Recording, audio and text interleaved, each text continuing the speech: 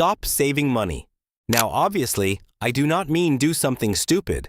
I do not mean blow your paycheck. I do not mean ignore emergency funds. What I mean is this: stop worshiping saving money like it is the main path to wealth. Because for a lot of people, that belief is quietly keeping them stuck. And that is the lie. The lie is not that saving matters. Saving does matter. The lie is that saving by itself is enough. It is not. And if you build your whole financial life around only trying to save more money, you can end up disciplined, but still financially small. That is the trap. In this video, I want to explain why just save money is one of the most incomplete pieces of financial advice people keep repeating. Because it sounds smart. It sounds responsible. It sounds safe. But it leaves out the part that actually changes your life. And that part is this: saving money protects you. But investing money and increasing your earning power are what grow you. That is a huge difference. Saving is defense. Wealth requires offense too. And a lot of people never get told that clearly enough. So they spend years cutting coupons, reducing small pleasures, and obsessing over tiny leaks, while ignoring the bigger game. That is not how you build serious wealth. That is how you become extremely efficient at staying in the same place. Let's break this down properly. The first problem with save money advice is that it usually gets taught without context. So people hear it and think the answer to every money problem is cutting more. Spend less, cut more. Reduce more. Be stricter. Be tighter. And yes, sometimes that is necessary. If your money is chaotic, wasteful, or leaking everywhere, then yes, you need to tighten things up. But that is level 1 work. That is not the full game. Because once the obvious leaks are handled, saving more starts giving you smaller and smaller returns. There is a limit to how far you can cut. You can only cancel so many subscriptions. You can only reduce takeout so much. You can only squeeze your lifestyle so tightly before the whole thing starts feeling miserable. And this is where many people get stuck. They keep trying to build a big financial life with a small cutting strategy. That does not work for long. At some point, the real issue is no longer spending. It is scale. It is income. It is asset ownership. It is what your money is doing after you save it. That is the missing part. Because saved money that just sits there does not do much beyond a certain point. It creates safety. That matters. It creates breathing room. That matters too. But if all you ever do is save, then your money is mostly sitting still. And the cost of life does not sit still. Prices rise. Rent rises. Insurance rises. Food rises. Your responsibilities rise too. So if your strategy is only save money, eventually life starts outrunning your discipline. That is a hard truth. A lot of people think they have a spending problem when they actually have a growth problem. They are trying to budget their way out of a life that now requires more income, more ownership, or a stronger financial system. That is why this matters.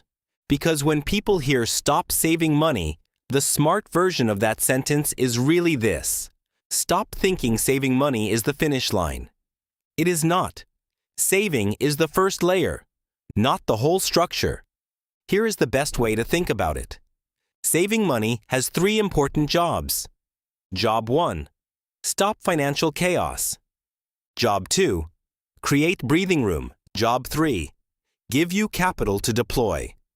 That third one is where everything changes.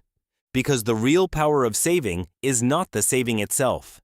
It is what saving allows you to do next. It allows you to build an emergency fund. It allows you to avoid bad debt. It allows you to survive disruption. It allows you to invest. It allows you to buy time. It allows you to take smarter risks. That is what matters.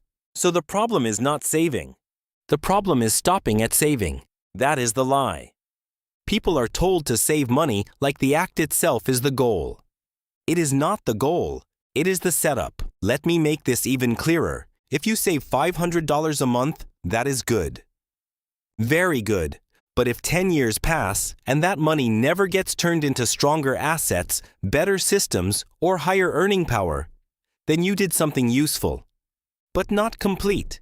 You protected your life, but you did not fully expand it. And that is the part most people miss, because wealthy people usually do not just save well. They allocate well. They turn surplus into assets. They turn income into ownership. They use money to create future options. That is a very different mindset. And once you see that, you stop asking only, how can I save more money? And you start asking better questions. How can I earn more money? How can I buy more assets? How can I make my money work harder than I do? How can I use saving as a tool, not an identity? Those are wealth questions. Now let's deal with the emotional side of this.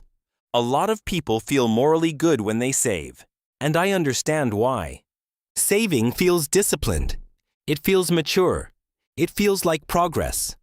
And often it is progress. But that emotional reward can become a trap if it makes you feel finished too early. Because someone can feel very responsible while still not building wealth fast enough. That happens all the time. You can be disciplined and still too small. You can be careful and still too passive. You can be smart and still stuck. That is why good financial advice has to go beyond restraint. It must include expansion. Expansion of income. Expansion of assets. Expansion of financial systems. Expansion of options. Otherwise, saving becomes a cage. A very respectable cage, but still a cage. And this is where the conversation gets uncomfortable, because many people were raised on survival money advice. Do not waste money. Do not buy too much. Be careful. Save what you can. Again, none of that is wrong. But survival advice is not the same as wealth-building advice. Survival advice helps you avoid disaster. Wealth-building advice helps you create power. Those are not the same thing, and a lot of adults are still trying to live on permanent survival rules even after they need a different game plan. That is why some people never feel financially strong even when they are disciplined. They are still using defensive money thinking in places that now require offensive action. For example, if your money is a mess, yes, save. If you have no emergency fund, yes, save.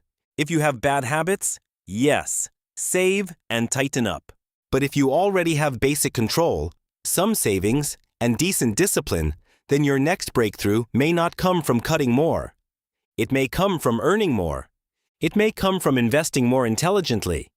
It may come from buying productive assets. It may come from stopping lifestyle inflation before it swallows your surplus. That is where real movement happens, not in endless cutting, in smarter deployment.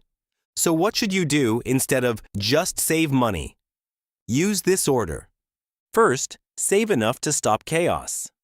Second, save enough to build breathing room. Third, redirect more of your focus toward growth.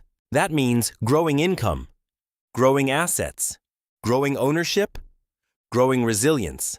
And let me say something important here. You still need saving. You absolutely still need saving. Emergency funds matter. Cash buffers matter. Short-term stability matters. But once those basics are in place, saving must become a bridge, not a destination. That is the whole point. Because if you stay on the bridge forever, you never reach the other side. And the other side is where your money starts multiplying, not just accumulating. That is the shift. From accumulation to multiplication. From preservation to expansion. From discipline only to discipline plus strategy. That is how wealth gets built. Now here is the contrarian part. Some people are so focused on saving money that they become afraid of using money properly. They are scared to invest, scared to take thoughtful risks, scared to spend on skills, scared to fund growth, scared to deploy capital. And that fear can be just as limiting as reckless spending, because money is not supposed to only sit there and make you feel safe. It is also supposed to help make you stronger. That is what smart money does. It protects, and then it grows. If it only protects, you stay safe, but smaller than you should be. If it only grows and never protects, you become fragile. The real answer is both. Protection first, then growth. That is the honest version. So no, do not stop saving money in the foolish sense. Stop saving money as if saving is the whole game. Stop treating "I saved a little" like the final victory. Stop thinking restraint alone creates wealth. It does not. Restraint creates space. Then strategy decides what that space becomes. Here is the main takeaway. The biggest lie you have been told about saving money is that saving money alone will build a rich life. It will not. Saving is essential, but by itself, it mostly protects you. To actually build wealth, you need more than protection. You need growth. You need assets. You need income expansion. You need deployment. So save money, yes. But do not stop there, because the real goal is not to become a world-class saver. The real goal is to become financially strong, and those are not the same thing. Now watch the next video about 10 investing myths you still believe.